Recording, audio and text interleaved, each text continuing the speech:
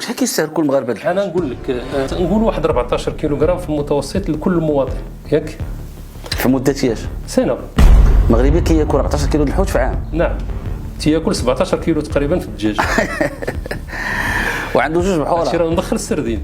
كذلك الانواع الاخرى يلا غيكون في المتوسط تيكون واحد الكيلو ولا جوج الى على اقصى تقدير. ديال كرامال؟ لا ماشي كلامار، كنهضروا على ديك الانواع الرخيصه الشارغو باجو ديك الانواع كاين دابا المغاربه اللي عاش حياته كلها عمرو هبطت له كرامال من هنا ولا كروفيتا. واش في راسك شحال كاين ديال الانواع ديال السمكيه اللي عندها قيمه تجاريه؟ كاين اكثر من 200 صنف. 200 صنف؟ نعم اللي كتنزل في الموانئ المغربيه. كاين اللي ما كيدخلش كاع عندنا بطبيعه الحال. بحالاش؟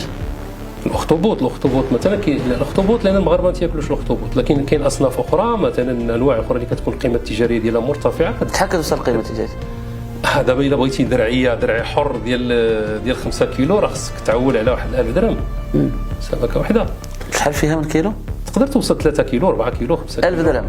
نعم درعيه حره. ولكن كيمشي للتصدير هذاك غيمشي لبرا ما غاديش، انت غتلقى غير الدرعي ديال الاستزراع السمكي اللي كيتباع في الاسواق الكبرى هو اللي غتلقاه، اما مستورد او منتج محلي. بعض الشركات القليله الان اللي كدير تربيه بعض الاصناف ديال الاسماك. فكاين مشكل حقيقي ديال الاستهلاك.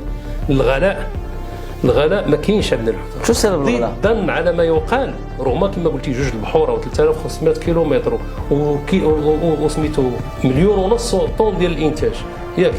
المغاربه ما تياكلوش الحوت، ما تياكلوش لعده اسباب، ماشي حيت ما تيبغوش الحوت. كانت شوف واحد المرحله معينه المغاربه باغيين الحوت، غيعطيه لهم الثمن معقول ياكلوه. الدليل على ذلك هو انه كياكلوا بالاساس السردين والسمك الابيض ولينا كنستوردوه. فراسك بلي كنستوردوا السمك الحوت الابيض.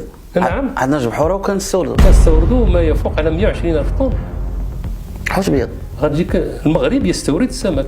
طبيعه الحال واحد جزء ديال الاستيراد كيمشي للوحدات الصناعيه، لان الانشوبه مثلا اصحاب نصف المصبرات ديال الانشوبه ما كتكونش الانشوبه دائما متوفره كيستوردوها من امريكا اللاتينيه. كنستوردوا كذلك السمك السالمون اللي كتلقاه كيتباع في سوبر مارشي وفي كذا واللي كيدار في لي بيتزيريا.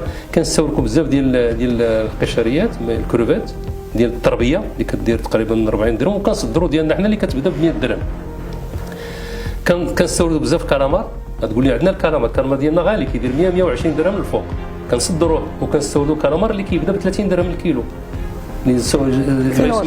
كيجي من امريكا اللاتينيه ذو الجوده الرديئه اللي كتلقاه مقطع طروفه اللي ما يسمى بالكالامار جيون اللي سي بي ولا كتسمى ماشي سي بي كالامار. كاين واحد الصنف كالامار حتى هو كيشبه له ولكن ما عنده لا مجال مقارنه. الكالامار ديالنا حنايا في المغرب لوليبو فيلغاريس من افضل انواع الكالامار على مستوى العالم ديال المغرب. نعم لكن هذاك كنصدروه ما ناكلوش حنا. غالي عليك. غالي عليا الله اعلم. غالي علينا كافي.